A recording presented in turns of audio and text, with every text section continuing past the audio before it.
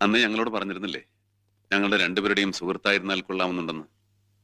അതിൽ പാതി ഞങ്ങൾക്ക് സമ്മതമാണ്. എന്നുവെച്ചാ ഞങ്ങൾ രണ്ടുപേരിൽ ഒരാൾ എന്ന് മീരയുടെ സുഹൃത്തായിട്ടിരിക്കാൻ സമ്മതിച്ചിരിക്കുന്നു എന്നർത്ഥം. ആ സുഹൃത്തിനെ മീര തിരഞ്ഞെടുക്കണം, ഇപ്പോ ഇവിടെ വെച്ച്.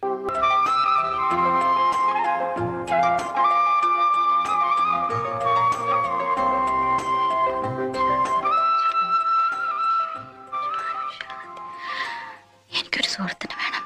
ഒരു സുഹൃത്ത്. ആരാണ് എന്റെ സുഹൃത്ത്?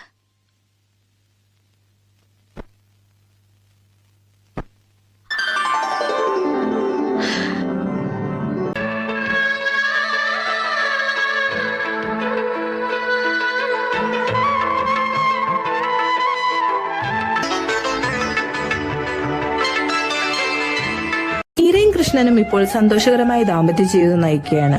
ഒരുമിച്ച് എല്ലാ സന്തോഷങ്ങളും ദുഃഖങ്ങളും പങ്കിട്ട് അവർ ജീവിക്കുന്നു. മീര കൃഷ്ണന്റെ ജീവിത പങ്കാളിയായതോടെ ഹരിയുടെ ജീവിതത്തിൽ അവൾക്കൊരു സുഹൃത്തിന്റെ സ്ഥാനം മാത്രമായിരുന്നില്ല ലഭിച്ചത്, പകരം ഒരു സഹോദരിയുടെ സ്ഥാനം കൂടിയാണ് ലഭിച്ചത്. ഹരിയും കൃഷ്ണനും ഇന്നും ഒരുമിച്ച് തന്നെയാണ് കേസുകൾ വാദിക്കുന്നത്. അഡ്വക്കേറ്റ് സുന്ദരം വക്കീൽ ഇന്നും അവരുടെ കൂടെ തന്നെയുണ്ട്. ഗുപ്തന്റെ വേർപാടിന്റെ വേദന ഇന്നും തമ്പുരാന്റെ മനസ്സിലുണ്ട്. എന്നാൽ സുദർശന്റെ സാമീപ്യവും അവന്റെ സംഗീതവും ആ ദുഃഖത്തെ പതിയെ മറികടക്കാൻ തമ്പുരാനെ സഹായിച്ചു. ഇതിനിടെ ഹരിയുടെ നാട്ടിലെ ക്ഷേത്രത്തിൽ ഉത്സവം ആരംഭിക്കുകയാണ്. അമ്മയുടെ നിർബന്ധപ്രകാരം ഹരി വരാമെന്ന് സമ്മതിക്കുന്നു.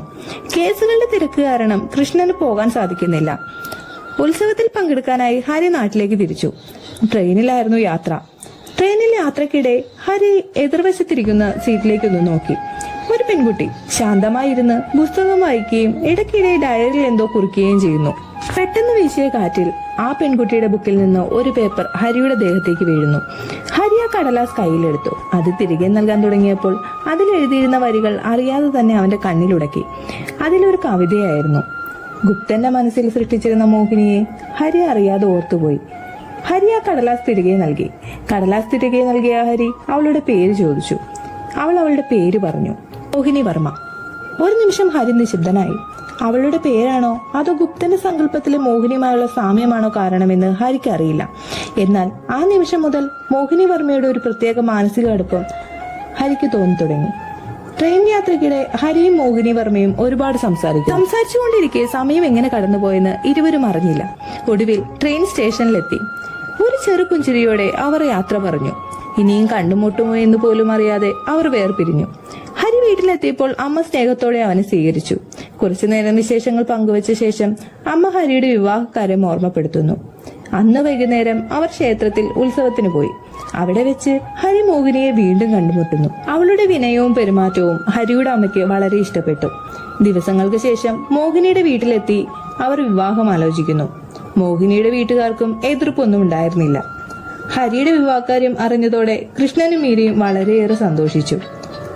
ഒടുവിൽ എല്ലാവരും കൂടി ഹരിയെയും മോഹിനിയെയും വിവാഹങ്ങൾ. സുദർശനനും ഇതിനോടകം വിവാഹിതനായിരുന്നു.